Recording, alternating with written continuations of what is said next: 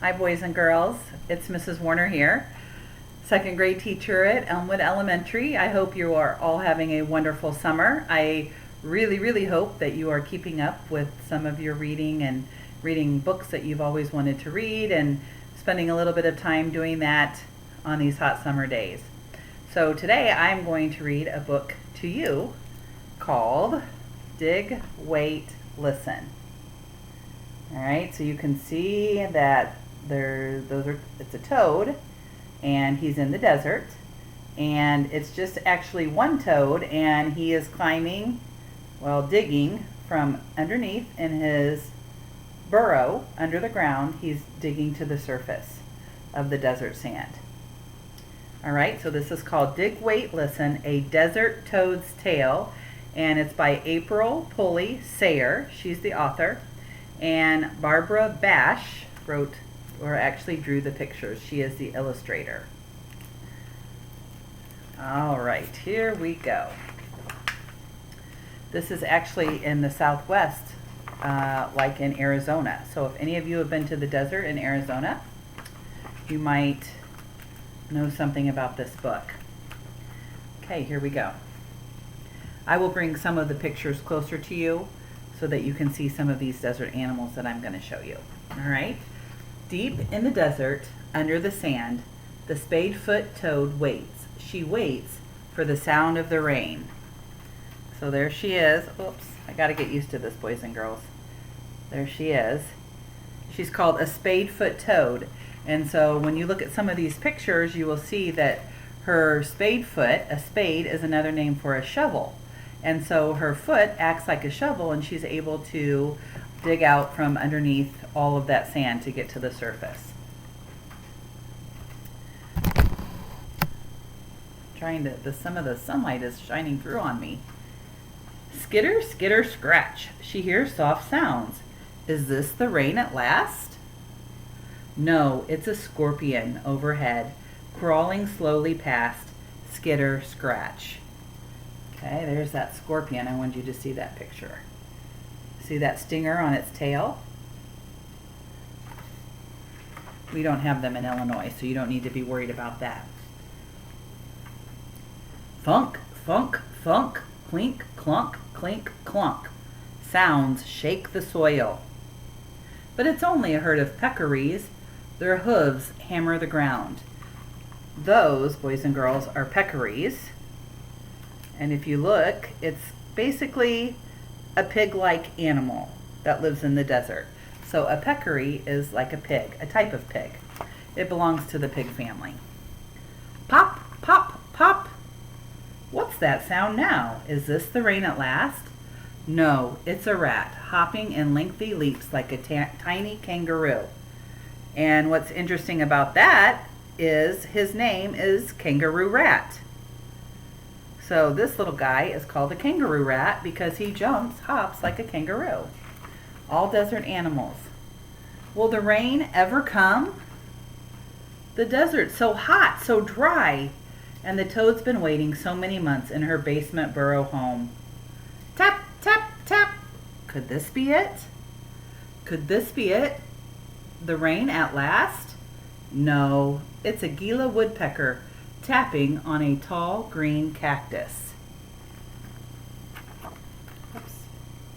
There's the woodpecker and the cactus. And there's that spadefoot toad over there being very patient. The toad feels the ground begin to shake.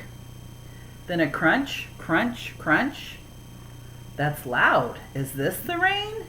No, it's a park ranger's boots walking on the path. And you can see his footprints right there in the sand. What about that? Is this the rain at last? No, it's the rattle of a rattlesnake, giving warning, stay away. And you can see that rattle on his tail right there. That one is a diamondback. See the shape on his skin? That is the diamondback rattlesnake. Definitely want to stay away from him. Surely that rumbling, surely that's the rain. Not yet. It's the thunder of a distant storm, but perhaps the rain is near. plip, plop, plip, plop, plip, plop, plop. Is this the rain at last?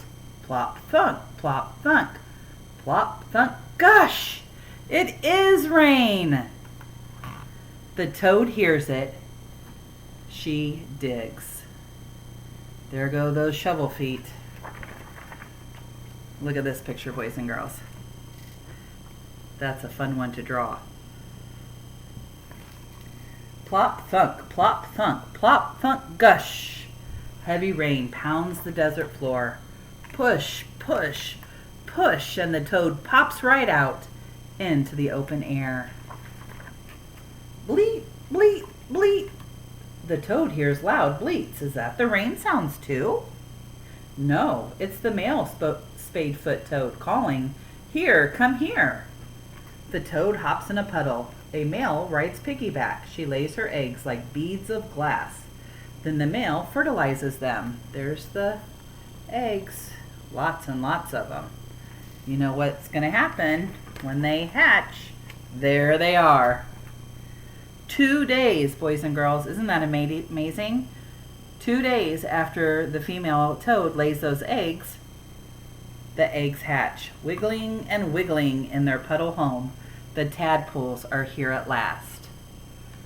Plop, thunk, plop, thunk, plop, thunk, gush. It's still raining. They eat, they grow. So here's the tadpole. All these pictures showing you how the life cycle of that toad. Legs start to show, but their puddle is drying up. Will any make it? Okay, now here's the front legs. And then here's the grown-up, and the tail falls off. Yes, with new legs formed, young toads crawl from their puddle home. They rest, then leap into the desert beyond. There they all are. Thump, thump, thump. Hundreds of tiny toads jump. The rain has made the desert green. Even some flowers popped up. Yet it won't be long till the desert is dry, and the toads dig down deep with their spadefoot feet to wait for that sound. Okay, there he's digging back down into his home. That marvelous sound. The sound of the desert rain. Plop, thunk, plop, thunk, plop, thunk, gush. Plop, thunk, plop, thunk, plop, thunk, gush. Plop, thunk, plop, thunk, plop, thunk, gush. And that is the story, boys and girls. There's actually another page at the back that's quite interesting. And I'm not going to read all of it to you, but I wanted to tell you some of the interesting facts from the story. So I told you about their foot already, how it's like a shovel, which is another name for a spade. It says that the spadefoot toad spends most of the year underground. Most of the year, all by itself, underground. Can you imagine? And then, just like the story said, when he hears the vibrations of the rain, he knows to start digging out. And then, like I said, only happens very quickly before he has to go back down into his burrow again. And it says that it can be a very long wait for the next desert rain, as long as 11 months, boys and girls, almost entire year until it will rain in the desert again. And until that toad will start digging out of its burrow and start that process all over again. That is really amazing. And then on this page over here, it tells us about the animals that were in this book that I found quite interesting, because since we live in Illinois, we don't have these animals. So it's fun to learn about animals that live other places, especially animals that are adapted to live in a desert habitat. Quite different from us. We have rain quite often compared to them. So we had the giant desert hairy scorpion. Then was the kangaroo rat. We talked about how he jumped. Then we had the peccary, that pig-like animal. The Gila woodpecker. He pecked into the cactus. And the diamondback rattlesnake. He's very poisonous, and so humans have to be very, very careful around him. So that is the end of my story called Dig, Wait, Listen. I hope you enjoyed the story, boys and girls. If you would like to go to Flipgrid and leave a message, post your video about your favorite part, or maybe you decided to use your Chromebook that you still have at home and Google one of those animals and learn more about it, or even this guy, the spadefoot toad. Or maybe you wanted to draw pictures. You like being an illustrator and wanted to draw pictures of some of those animals that I just showed you. If your video is picked, you can win a great prize from the library. So keep reading, boys and girls, and I'll see you very soon in just a few weeks back at school. Take care. Bye-bye.